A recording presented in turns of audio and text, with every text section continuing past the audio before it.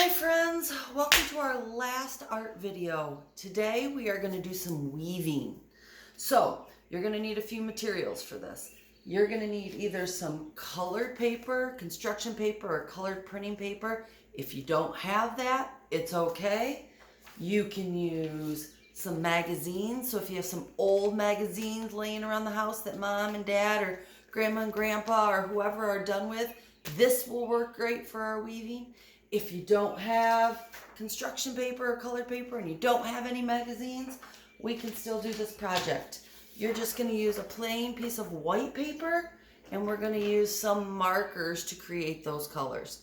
Okay, so you're going to need those materials. You're also going to need a pair of scissors, a glue stick, and everybody is going to need one piece of white paper.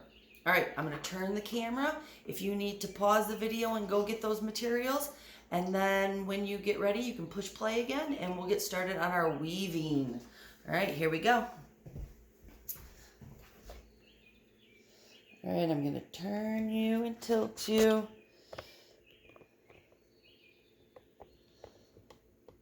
Okay, weaving is a pattern. It is an over-under pattern. But before we can start weaving, we need to create our loom. The loom is what holds the weave. All right, there's weaving in a lot of things.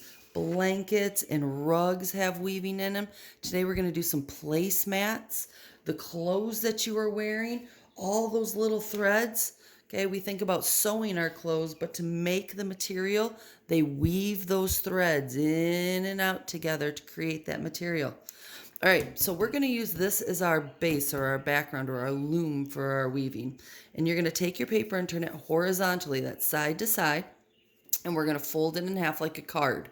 So you're going to line up your corners, and then we're going to make that nice tight crease, fold. Okay, now I'm going to use my pencil, and this is my folded side, so I'm going to put that down, and the part that opens, I'm going to put up towards the top. And with my pencil, I'm going to make 6 dots that go straight across the top of that paper. I don't want them to touch the very tip top. I want to go down. So I'm going to use my finger and come down just a little bit, and I'm going to make my first dot. So there's 1. Okay, and now I'm going to go straight across just a little bit and make my next one.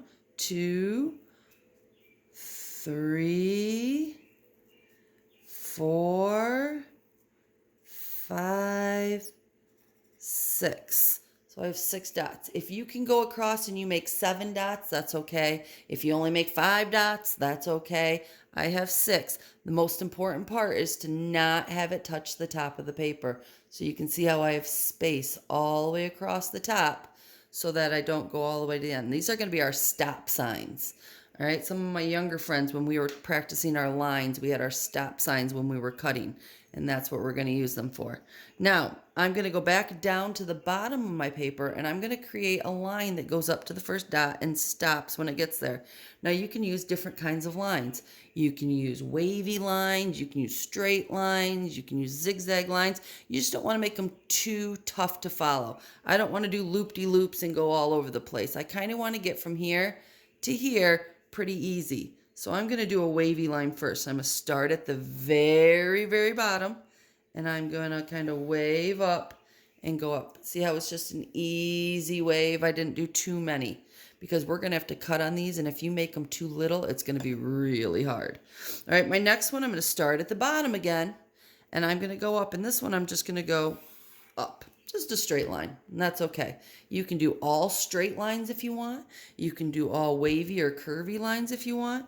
You can do some zigzags, but again, you don't want to zigzag too many times. So if I do a zigzag, I start at the very bottom, and I'm going to kind of make some big zigzags. I didn't do it too many times. I only have a couple. All right, let's do another straight line. Maybe a curvy line. And then we'll do one more curvy line. That one's a little bit curvier, okay, but still not too much. We don't want to make them little. All right, now once you have your lines that go from the fold on the bottom all the way to that stop sign dot, you're going to get your scissors out and we're going to cut on those lines. So we start on our fold. It's really important that our lines are on our fold and our stop signs are where it opens up. We're going to cut right on those lines, helper hand moving my paper, and stop when you get to the dot. We don't want to cut them off. Start at the bottom, cut up my line, and stop when I get to the dot. And I'm going to continue that all the way across. And stop. And I'm moving my helper hand to help me hold my paper. If I tried to hold it way over here, it would be really wobbly and it would be hard to control it. All the way up to my stop sign. And my last one. It's funner if you use sound effects. And stop. Okay, once I have that all cut out, now I get to open it up. So I'm going to open that up. And I have my paper, and you can see it's got all those cutouts in it. And those are important because they're going to hold our weave. Doesn't matter what side you use, but now instead of turning our paper horizontally, we're going to turn it vertically. Okay, vertically is tall, up and down. Okay, now the next thing that I need is some strips to weave with. And that's where all those materials came in that we talked about earlier.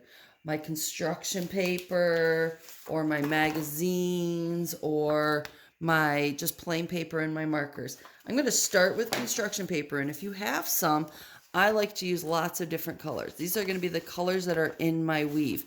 If you only have one color, you can just use one color. If you want to use some construction paper and some magazines and some of the marker paper, you can mix them all up. It's completely up to you.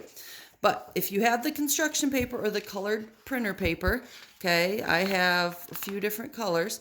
I'm just kind of stacking them together, and I'm going to cut them in strips about 1 inch. So I don't want to make them too big, and I don't want to make them too small. That would be really, really small. That would be a really, really big one. I want to go about 1 inch, okay? And I'm going to cut them the tall way all the way up my paper. And I'm trying to stay the same distance apart. If you have a hard time with this, you can use a ruler and draw a line, a straight line. So I can take my ruler and I can put it on my paper and use my pencil to draw a straight line that goes from the top to the bottom. Oh, my pencil's not very sharp and it didn't do it. Try again. Doesn't work the first time, we try again. All right, see how I made my line on there? Now I have something to follow, so I can cut right on that line. Cut it all the way across, and I have some strips of construction paper. Okay, if you don't have that construction paper and you want to use magazines, okay, all you're going to do is take a look at your magazines and find a page that has some nice color on it that you want to use. And the same thing, we're going to go from the bottom to the top. So I'm going to start at the bottom of my magazine page, go about 1 inch, and I'm going to cut all the way up in a straight line. These ones we all want to be straight. So we're all done with our curves and our zigzags. We're making some straight lines. I can find a new page. Ooh, there's some red. I like that red. About 1 inch. And I'm going to go from the bottom to the top. And you don't have to worry if there's words on it. You don't have to worry if your color changes. It'll look really good at the end. Okay. Let's do one more magazine strip. Can I find a good color? Ooh, there's some greens. Okay. So from the bottom of my page up to the top of my page, and this one has a big white border on it, and my paper's already white, so I'm just gonna cut that white right off. All right, so if you don't have construction paper, you can use magazine paper, and see those bright colors on there? That's gonna look really good with my weave. And finally, if you didn't have construction paper and you don't have magazine paper, you can take a plain white piece of paper, just like we used for our loom or the cutting piece that we did. And you can use some markers and you can just fill it up. If you did the scratch paper activity, remember when we took our crayons and we just filled our paper up with color? You can choose whatever colors you would like, and you're just going to fill it up. And you can do the same color all the way across, or you can use lots and lots of different colors. And we're just going to keep working on that. And I have one that I've already started. See how I just used different colors and I filled it up. There's not a lot of white showing in there. I'm using those markers to fill in all my spaces. If I overlap a little bit, that's okay. And I just keep on going until I fill my paper in. All right. Now I'm not going to spend the time to fill the entire paper up. You don't want to watch Mrs. A just coloring blobs on her paper. But remember, it doesn't have to be anything specific. It doesn't have to be a shape. It doesn't have to be a certain size. You're just filling in the white with your colors. Okay, and I like to use the markers because if I use the side of the markers, especially these broad ones, I can fill it in really fast. All right. And again, if I wanted to go straight across and do one color and do one strip of one color and then do another strip of another color, I could do that. Or, just like we did here, we can mix them up. Now, once you have it colored all the way in, I'm going to take this paper, and I already know it fits. I'm going to cut it horizontally. That means side to side. The other ones we cut from the top to bottom. This one I'm going to cut from side to side. And I'm going to grab my scissors. Okay, and turn it sideways. And again, those 1-inch strips, we don't want them to be too big and we don't want them to be too small. If they're too small, it'll be really hard to weave. If they're too big, then you'll get it done in like 3 weaves and it won't look as cool. You won't have as many different variations of it. Okay, so I'm just going to cut those strips out. And I like to put those colors all over the place because then it kind of looks tie-dyed when I get them cut out. All right, so I have 3 colored strips. Now you're going to need a whole lot of them. We're going to need about 12 to 15 strips of whatever you pick. And again, if you want to mix and match, you can mix and match. All right, so we're going to pull out that paper that we made. Again, this is our cutout one where we made all those cool cutouts in. And we're going to start weaving it. All right, now I'm going to start with my construction paper. If you used construction paper, when you lay it across your page, it's way bigger than the paper, isn't it? So when you lay it across, before we start weaving, when you lay it across, you're going to take all those strips that you made, and at the edge of your paper, you can see where it stops right here. At the edge of your paper, you're going to mark it, and we're going to just snip those right off. And this is just our extra. Okay, and see how it fits on there a lot better now. Same thing with our magazine strips. If you use magazines and we put it across, it's bigger. I can line it up on this side, but it's way bigger over here. So on the side that it's too big, you're just going to mark it with your finger and then snip that extra off. Okay, so that they should fit across your paper. Whoops, they're going all over the place. They should fit across your paper pretty close to the right size. All right, so it's a little bit bigger, and that's okay if it's a little bit bigger. You just don't want it too big. All right, okay. And if you did the marker one and we cut it side to side, that should fit perfect because we use the same kind of paper, so you shouldn't have to trim those. All right, so I have my construction paper or my magazine strips or my marker strips, whatever one you want to use, or all of them. Okay, now the weaving part. Here we go. Remember we said a weave was a pattern, okay? It's an over, under pattern. So we're going to complete that pattern all the way across. So I'm going to take one of my strips and I'm going to start on the side and we're going to do over, under. Well, over, I'm going to put my construction paper or my strip over the top of my white paper. Then under, I'm going to go underneath the next column. And then I want to go over, so I'm going to go over the top. And then underneath, so I tuck it underneath and pull it through. Now over and under and over. So that when I'm done, and I can kind of pull it down to the bottom, I have my first weave. Okay, so we went over the top, underneath, over the top, underneath, over, under, over. Then when I get all done, I can take that glue stick and the parts that are my ends, I can put a little bit of glue on that white paper and stick it down, and a little bit of glue on that white paper and stick it down, okay, so that it's nice and flat and it's not going to move on me, all right? And I want to make sure that it's straight. If I get done weaving and my strip is going this way, I'm just going to kind of pull it down so it's straight across. All right, now we're going to get our next strip. So I've got a purple strip here, and we're going to do the same thing, but this time we're going to alternate our pattern. So I went over, under. So if this one, the first one's over, my next strip, I'm going to do the opposite. I'm going to go under.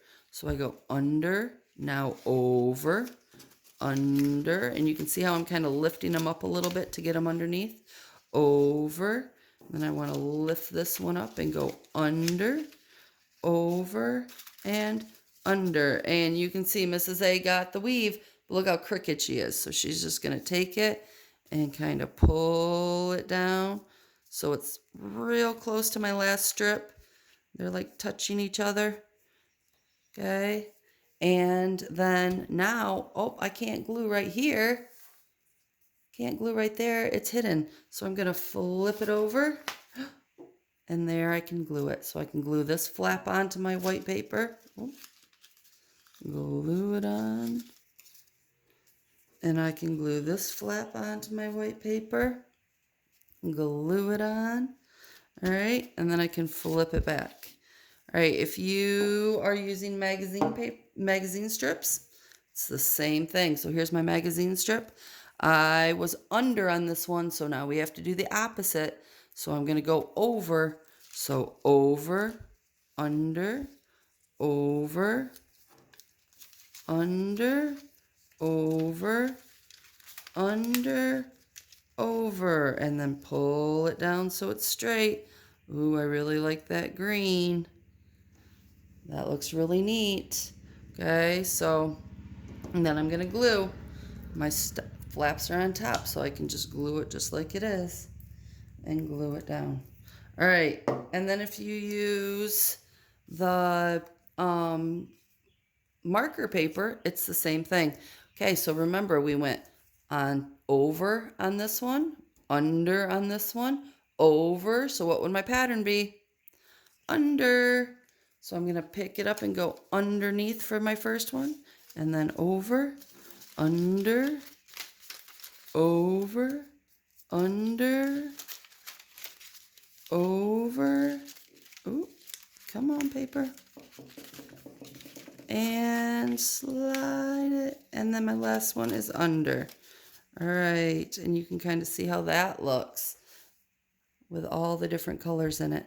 Okay, so we need to glue it down, but my flaps aren't here, so I flip it over and I glue those flaps down. Now, if you do your marker paper, you can see on the back side, you can't see anything because we didn't do marker on both sides. So if you want to make this reversible, you would have to color both sides of your paper if you did your marker strips. All right, flip it over. Okay, and we're going to keep doing that all the way to the top. I have a couple examples. Here's one that I did with just magazine strips at the bottom. And you can see all the different magazine strips. And if I flip it over, it has a totally different look. That's kind of cool because each side of the magazine is a little bit different. This part I did with the marker strips. So if I took another marker strip, I went over on my bottom one, and then the next one I went under. So this strip, if this one's under, this strip has to be over.